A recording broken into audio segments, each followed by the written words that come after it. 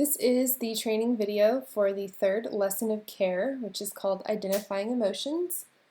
Before we get started with our overview of the lesson, I just want to remind you that if you check out the teacher manual here at the very beginning of lesson 3, it'll have the materials that you need to complete this lesson. So just as a reminder, for this lesson you need the student workbooks that they've been working out of.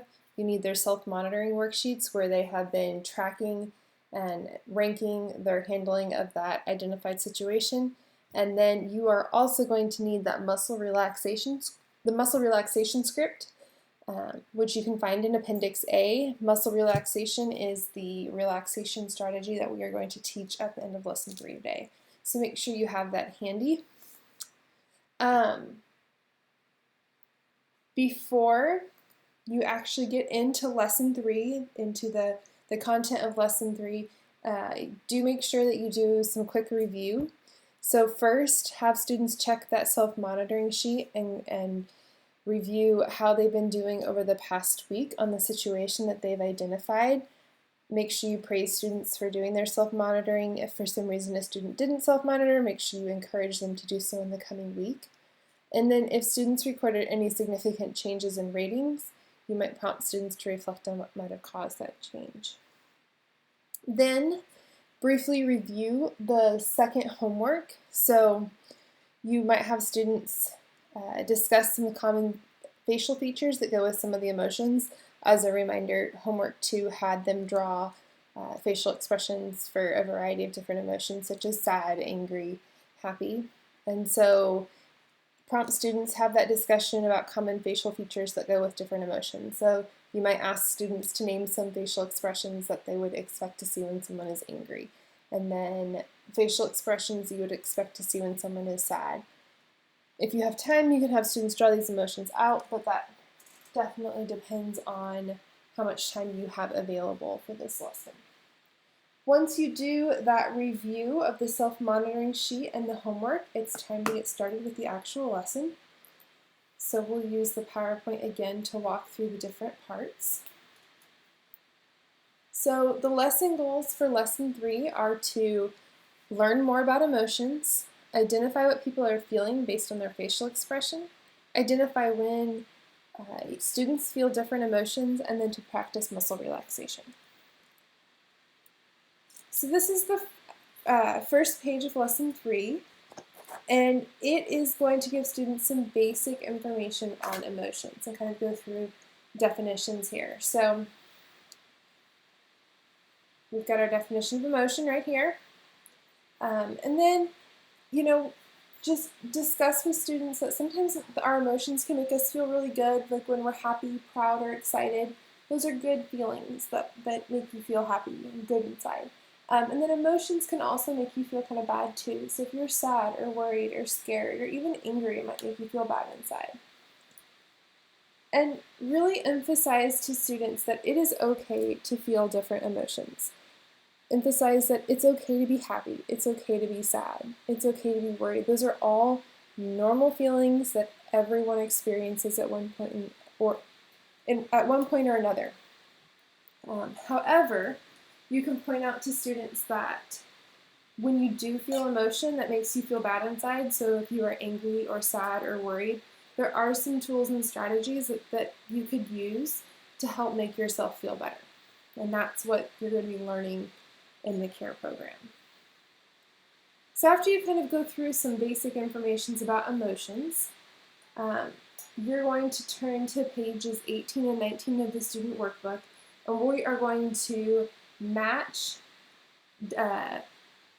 different emotions to we're going to match different emotions to a picture and a definition.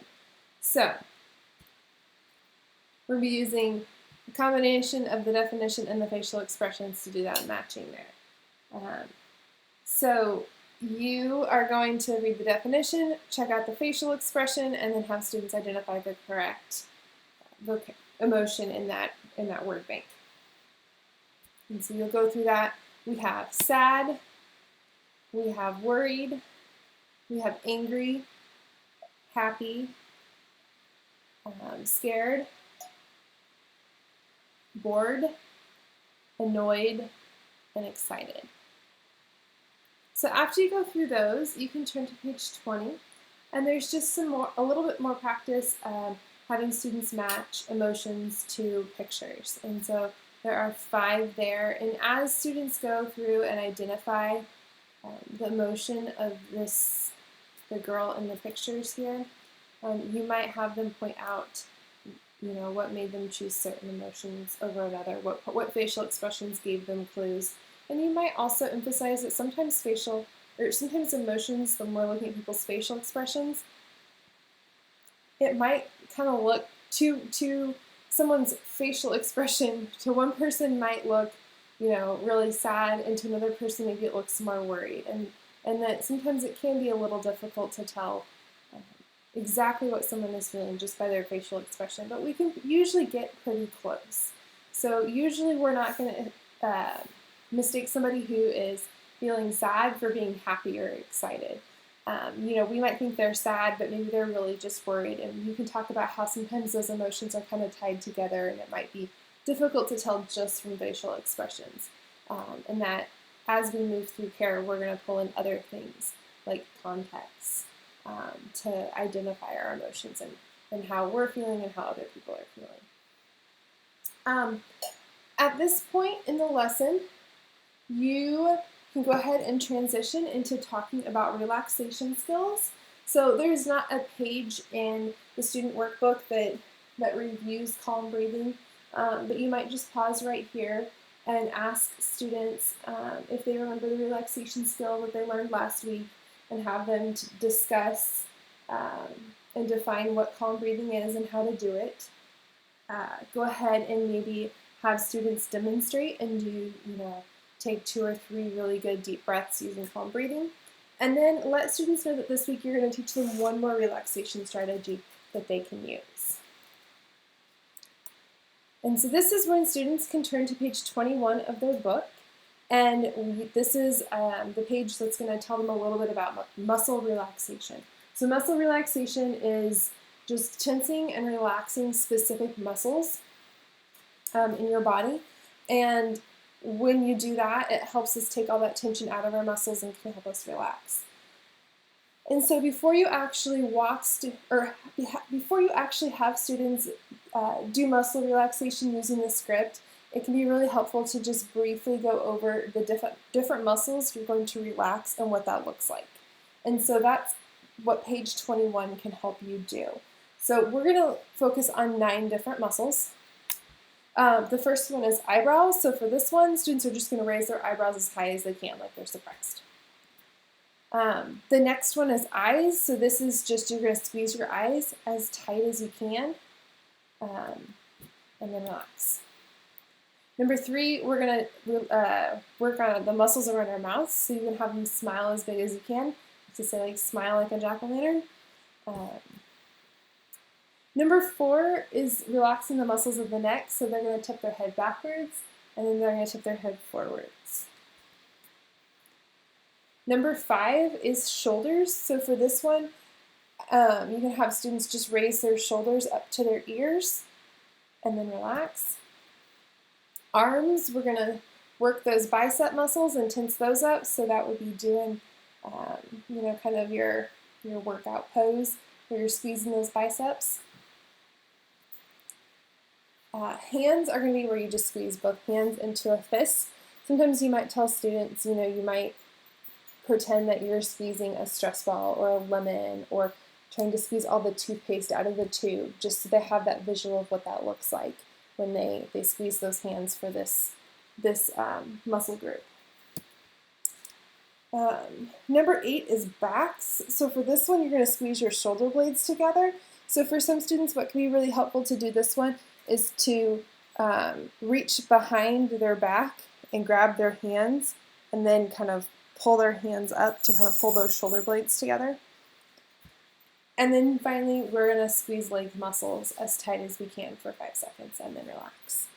So once you've kind of quickly walked through, as you're walking through these 9 different muscles, you don't literally have to have students squeeze it for 5 seconds and relax at this point. We just want them to know it's going to look like and what muscles we're talking about as we go through the muscle relaxation. And so at this point, this is where you can pull out that muscle relaxation script and have students really get into a place where they're focused and quiet and ready to go, and you can walk them through the purposeful squeezing of all of those, tensing up of all of those muscles, and then relaxing them. Once you are done going over muscle relaxation and doing that, and again, really emphasize to students that they should try and use this during the week and practice it.